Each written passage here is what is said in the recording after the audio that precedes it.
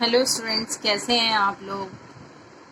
And आज मैं आपको जो है एक नया टॉपिक पढ़ाने वाली हूँ, जिस टॉपिक का नेम है कि जो एलएलपी होती है, मतलब लिमिटेड लायबिलिटी पार्टनरशिप, ठीक है, उसको जो है ट्रिब्यूनल कब कब बंद कर सकता है, मतलब उसका बाउंड अप जो है ट्रिब्यूनल कब कब करेगा। ठीक है, तो कौन से ऐसे सरकमस्टांसेस है, कौन सी ऐसी सिचुएशन है जिस सिचुएशन में जो लिमिटेड लायबिलिटी पार्टनरशिप है उसको जो है ट्रिब्यूनल बंद करेगा, मतलब उसका बाउंड अप करेगा। ठीक है, तो चलिए आगे आगे देखते हैं हम क्या क्या हमें कंपनीज एक्ट 2013 में बताया गया है कि कौन कौन सी ऐसी सिचुएशन है जिसके थ्रू एक ट्रिब्यूनल जो है वो एलएलपी को बंद कर सकता है।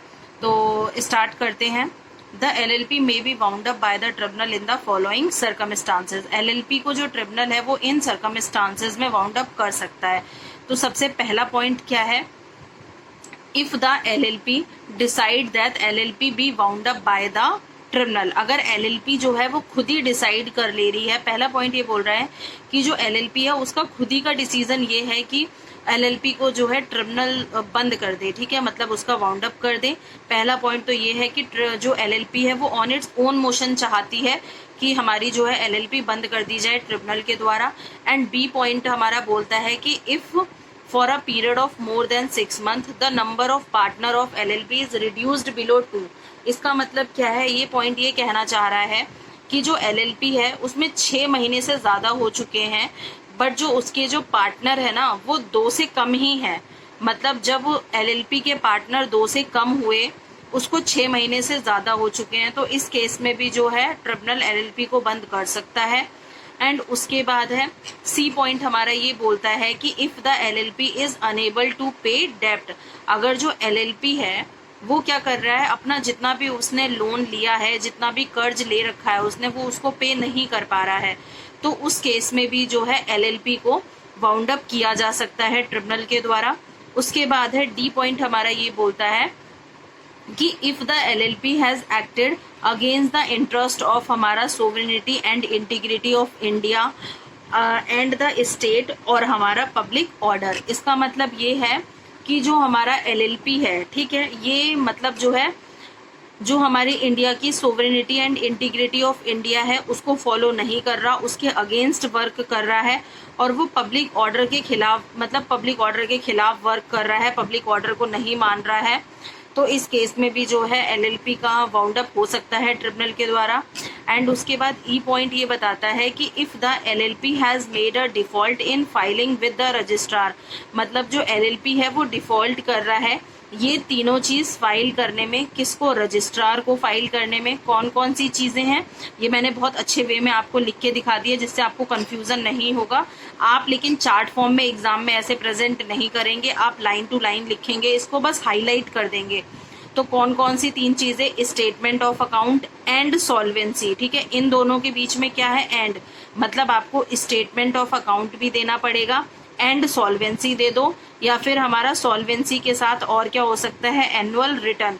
मतलब सॉल्वेंसी दे दो या फिर एनुअल रिटर्न दे दो, इन दोनों में तो और है, लेकिन इसके साथ एंड है, मतलब इन दोनों में से कोई एक दे दो, लेकिन स्टेटमेंट ऑफ अकाउंट मैंडेटरी है। ओके, और for any 5 consecutive financial year. मतलब कंपनी ने डिफॉल्ट किया हुआ है किन किन चीजों में, उसने अपने स्टेटमेंट ऑफ अकाउंट नहीं दिखाए हैं, उसने अपनी सॉल्वेंसी फाइल नहीं की है कि वो जो एलएलपी है वो सॉल्वेंट है, एंड उसने अपनी एनुअल रिटर्न नहीं दी है, और नहीं दिए हुए कितने साल हो चुके हैं, 5 कॉन्जिक्यूटिव फाइनेंशियल ईयर। कॉन्जिक्यूटिव का मतलब होता है लगातार, ठीक है, 5 कॉन्जिक्यूटिव फाइनेंशियल ईयर। ठीक है, उसके बाद है नेक्स्ट पॉइंट हमारा ये बोलता है कि if the tribunal is of the opinion it is just and equitable that the LLP be bound up.